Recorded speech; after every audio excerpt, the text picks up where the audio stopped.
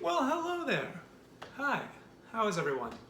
So, as some of you know, I've been posting photos of my cooking on Facebook and Instagram.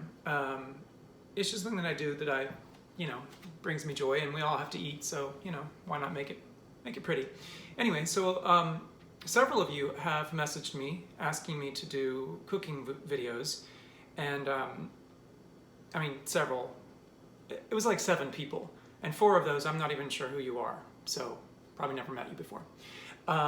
Anyway, so I decided to, maybe start a little cooking show called Kitchen Standards and Practices, where at some point in the show I sing part of a standard, or a whole standard, whatever. Anyway, we'll see if I have the patience or the ambition to continue on with this. I probably won't, but we'll see. So anyway, today I thought it would be good to show you how to make a really easy spiced cranberry orange chutney for Thanksgiving, or for any time of year. It's delicious with chicken, it's delicious with pork. You can use it for whatever, really. So we will start that now. Now, I know that a lot of you are beholden to nostalgia, tradition. You really love that red gelatinous nightmare in a can. The ocean spray, the kind that comes out in a tube and looks like dog food that you cut with a knife. I know, I grew up with that. I liked it, I ate it. It doesn't really taste like cranberries though. Let's be real. But you eat whatever makes you happy. As the kids say, you do you, boo. That's what the kids say. So anyway, let's start. Now, also keep in mind, I'm a single man living in a tiny studio apartment, so I don't have a camera person. It's gonna be a little jumpy. I'm not good at technology, so when I try to splice this together, it may be a little wonky, but it wouldn't be 2020 if it wasn't wonky, right? Yeah. Okay, so let's start. Hold, please. Let's start with the ingredients. So cranberries come in a bag, usually, and the bag is 12 ounces. For me, I'm just gonna take 2 cups of those that you rinse and drain. I'm gonna use about 2 cups. So we are going to put those 2 cups of cranberries that we've washed into heavy bottom saucepan, right? Okay, so now that we've got that, we want to do the other ingredients. We're going to put the zest of an orange in there. You want to use a navel orange. And then ultimately we're going to use the orange segments inside as well. I will show you how to do that in a minute. And you're also going to, once you have that sort of orange carcass that you can't use anymore, you're going to squeeze that orange juice out of there and put that into your mixture as well. So you're basically using the entire part of the orange. So we also have fresh ginger root, which you're gonna take the skin off of, and then you're gonna grate a little bit in there to taste. To my 2 cups of cranberries, I'm going to add about a cup of water, depending. You might want to add a little more, a little less. You'll play it by ear. I'm not good with measurements. I don't measure anything, so I'm probably the worst person to share a recipe, but we'll see how it goes. And then you're going to put plain white sugar. I have I use about 1/3 of a cup for the 2 cups of cranberries. You could use more or less. I don't like my sauces or chutneys or relishes to be overly sweet, but you can play around with it. You could use a little more if you want, a little less. So I'll start with this, I'll see how it goes. I can always add a little more. Then we have just some cinnamon, a couple of pinches, maybe 1/8 of a teaspoon, whatever. And then fresh nutmeg. Fresh nutmeg looks like this. It looks like something a squirrel rejected, but trust me, it's delicious. And don't use the stuff in a jar unless you bought it literally this week. It usually tastes kind of musty and powdery. The true essence of a nutmeg nut is so different than what you find in the jar. It's just worth getting these. And it's actually more cost effective, so. All right, so we have our ingredients laid out. Next is you're gonna need a microplane or a zester. Basically, this thing's amazing. This is just like a metal miracle. I love this thing. It comes in different varieties. You can get ones with handles. Mine doesn't have a handle. I prefer it without a handle. It's just easier to clean. You know, hand wash it, pop it in the dishwasher. It's pretty much indestructible. But it has very fine perforations here that let you grate hard things like Parmigiano Reggiano. You can grate nutmeg on it. You can grate ginger on it. All kinds of zests. Lemon zest, grapefruit zest, lime zest. You can even grate frozen butter. For some kinds of pastries, you need flakes of frozen butter. Anyway, getting ahead of myself, but this thing's amazing. It's about $10. You can get them anywhere. Amazon. I think I even saw some at Target recently. It's really a good, I won't even call it an investment. It's $10. Come on. It's amazing. Oh, and you can also, for your recipes, grate garlic really easily, so you don't have to sit there chopping garlic. And the garlic will melt into your recipes easier than if you chop it. So, tip. All right. So, those are all of the ingredients. I'm going to flip the camera now so that we can see what the hell I'm doing, and you'll only hear my annoying voice. Okay, we're rolling again. So, we've got our microplane, we've got our ginger root. We're going to grate a little bit of ginger root. You know, it's to taste. Some people like things more spicy, some people don't. I'm kind of a middle of the road sort of guy. So for this small amount, I'm probably gonna put, that's maybe about quarter teaspoon of grated ginger. So we're just gonna push that off to the side a little bit, because we're gonna use that later. It's like a ginger paste, really. And please use fresh ginger. There's nothing like it. All right, now we're gonna take our zest of our navel orange. We're just gonna zest it. And when you're zesting, you wanna make sure you're only getting the colored part of your citrus, whether that be, you know, green, pink, red, whatever the citrus is. Wait, is there any red citrus? There's not. Anyway, you get what I'm saying. You don't wanna go into the white. The white of citrus is called the pith, P-I-T-H, and it's quite bitter. So don't ever go into that, you know, you don't want bitter citrus. The world is bitter enough. Okay, so you're gonna zest your orange. Zest, zest, zest. Zest it, zest it. You know, just keep going. Also, when you're zesting citrus, be sure to zest it right when you're gonna use it.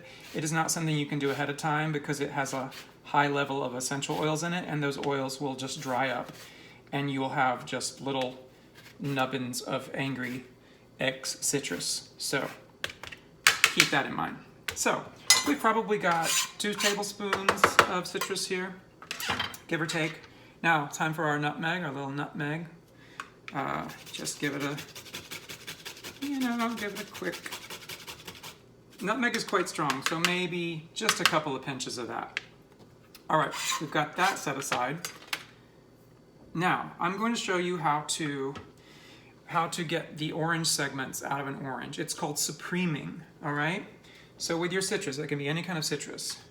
You're going to take both ends off of your citrus, both ends, and you're gonna take the ends off until you can see where the fruit begins. So for example, on this side, I can see I need to take a little more off, right? A little more off. Okay, now we're getting somewhere. All right, so that you've got your I'll take a little more off of that one too. Now, you can see where our fruit is beginning. So this is what we want. We want all of the delicious segments. So how do we get there? Well, I will show you. So you can take a paring knife. Some people are more comfortable with a paring knife. I like my chef's knife. Anyway, you want to remove the outer rind, the pith, the white, the skin, all that. You're going to follow the contour of the fruit. And of course the fruit is round, so you're going to want to sort of sculpt it out. So you just go right in and you just sculpt it out. Sculpt it out. Don't worry about the bottom so much because we're going to turn it over and then you can focus on it. So focus on the top part, the part that you can really see. Just take your time with it. It doesn't take long, but you know, you don't want to lose a finger. So we're going to sculpt all this out. Sculpt it out. Sculpt it out. So see, like I said, we're not going to worry about the bottom because we're going to turn it over now and we're going to get the rest of that off, right? So we can just play along with it, sculpt it out, get all the little white pith off. Nobody wants that pith. If you leave pith on your segments, I'll be pithed. Get it? Yeah, I'm here with the dad jokes, y'all, all year long. All right, so disregard this mess. So now we have a beautiful piece of fruit where we can see all the beautiful deliciousness, right? So now what we want to do, I'll try to get in here close. So with any fruit, citrus fruit, it's divided into segments by membranes, the white membranes that are dividing it here. So with your knife, you want to go on either side of those membranes. See what I'm doing? So you just cut down, not all the way through, and then follow the membrane, cut down all the way through. And gosh, this makes me nervous. See, and now we have a delicious piece of fruit. So I'm going to eat that because I can't resist navel orange. So anyway, continue around, segmenting. Set your segments aside, you know. So once we get all these done, what we're going to do is we're going to start. I mean, you could put your, I should have started my cranberries by now. I should have put the heat on, but I'm distracted by lots of things. So anyway, segment all your fruit. And you can put as many oranges in as you like. I love oranges, so I only happen to have 2 here on hand, but I would easily put 2 full navel oranges in a, you know, in a, what am I trying to say? in a whole batch of cranberry chutney. Also, this is delicious with, you can use, I've used fresh pineapple before that you dice into little pieces. Fresh mango diced into little pieces is delicious with cranberries. You know, it's up to you. Just do whatever you want. So, now remember I said we're going to have this orange carcass, and here are our cranberries that we put in. So go ahead and just get out your aggressions. You know, screw you 2020, screw you ex-boyfriend, screw you unemployment. Get out your aggressions. Hey, look at my bicep. Get out your aggressions there.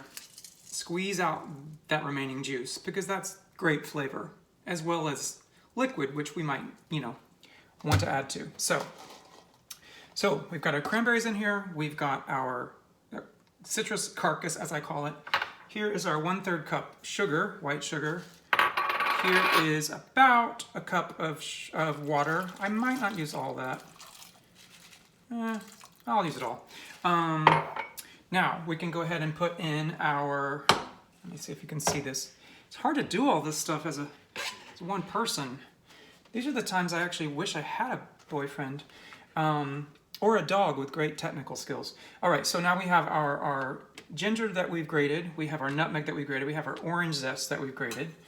And we can just put all that right into our heavy bottom saucepan. I think I knew a guy who danced under that name once in vaudeville, Heavy Bottom Saucepan. I'm not sure though. That's a Lenny Watts joke if anybody knows who he is. I mean, I'm sure you all do, but all right. So we have this in here. Also, with anything sweet, we always want to add a little pinch of salt, just because salt brings out the sweetness in things. So that's what we need to do there. And now just a dash of cinnamon. Like, you don't want to get crazy with the cinnamon because you want the freshness of the cranberries and the orange to shine through. But it is called a spiced cranberry chutney. So, you know, a little bit of cinnamon, a little bit of nutmeg in there. And these are all the things that I put in. We're going to reserve these orange segments till the very end because we don't want those to cook and break down. We don't want them to fall apart. We want to be able to get little bites of that delicious orange goodness that sort of explode in our mouth as we're taking bites of this delicious chutney. So now, come over here. We are going to put this on about medium heat. Give it a little zhuzh. It's going to be on medium heat. It's probably going to take about 10 to 15 minutes for those cranberries to break down. what's happening here. For those cranberries to break down. See, the problem with this is I don't know where I'm supposed to be looking. I know I'm supposed to be looking there, but yet I look at the red dot. This is terrible. Anyway, you'll probably need therapy after this. I know I will.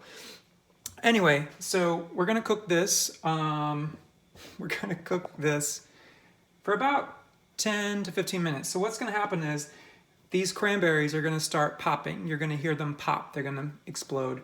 You might wanna put a lid on it. Sometimes they get a little violent. They'll jump out of the pan. Depends on how tall your pan is. I think I'll be okay here. But as soon as the heat really gets to them, they'll start popping and they'll start exuding their juices. And then it's gonna marry with the sugar in there and the cinnamon and the ginger and the orange zest. And it's gonna be delicious. So we'll let that do its thing. I'm gonna step away and go cry into my pillow, and we'll be back once this cooks down a little bit, all right? There will be many other nights like this, and I'll be standing here with someone new. There will be other songs to sing, another fall, another spring, but there will never ever be another you. The stars are gonna twinkle and shine this evening about 8:45. Life begins when somebody's eyes look into your own. Life begins when you get your guy all alone. From morning until twilight, I don't know I'm alive, but I know love begins at 8:45. The stars are gonna twinkle and shine this evening about 8:45. My loving arms are gonna tenderly twine around you about 8:45. I know that I won't be late, 'cause at 8:30 I'm gonna hurry there. I'll be waiting you where the lane begins, waiting for you on needles and pens. And then this world is gonna be mine this evening about 8:45. And we're back. I have to go. I'm so tall, it's hard to get into the frame. I have to go into a Fosse pose to stay in frame here. Anyway, so we're almost at finishing point here. I'm gonna go ahead and turn the heat off. As you can see, we've gotten, you can't see, Jesus Christ. As you can see, we've gotten to quite a thick consistency here. So at this point, we will move over here. God help us all. Anyway, I'm not sure you can, yeah, you can see. So basically when you get to a point where your spoon leaves a trail in your pan like that, that's what we mean by a trail, you're good, because this will continue to thicken. Obviously you're going to serve this cold or room temperature, and this will continue to thicken because the pectins in the fruit will continue to release.